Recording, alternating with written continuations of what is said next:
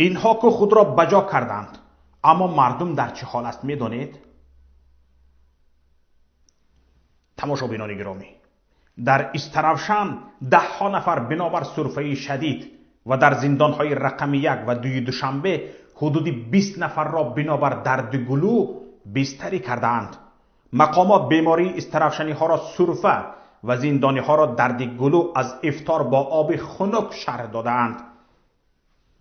مسخره بازی. در ناحیه استرافشان بیمارخانه مرکزی بین ناحیوی بیماری های دل واقع در دهه صوفی عارف، بیمارخانه تراپیوتی بچگانی رقم 2، بیمارخانه بیماری های عصب در دهه قلعچه عرب که در بین خلق با نام باغ اسپارکام معروف است، پر از بیماران سرفه است و دیگر کسی را قبول نمی کنند. در دهه صوفی عارف به ساکنان هشدار دادند که به بیمارخانه نزدیک نشوند.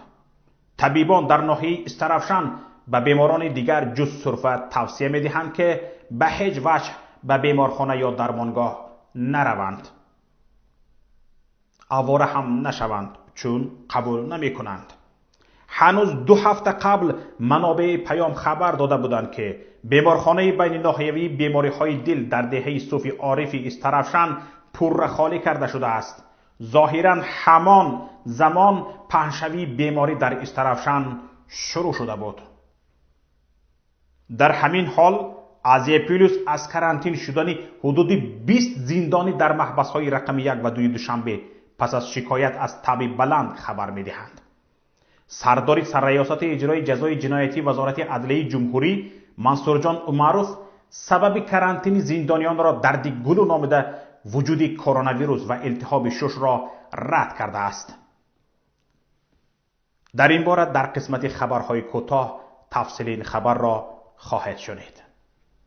یک طبیب شعبه تراپیوتی بیمارخانه ناحیه ظفرآباد و یک همشیره شفقتی درمانگاه همین ناحیه که همسری مدیر قبلی شعبه بیماری های سرایت گفته می شود از التهاب شش جان داده اند. طبق اطلاع منبع پیام، طبیب شعبه تراپیوتی بیمارخانه ناحیوی ظفرآباد برادقلوف مردانقل روز جمعه 24 اپریل با نشانه های بسیار شبیه به کرونا ویروس رحلت کرده است.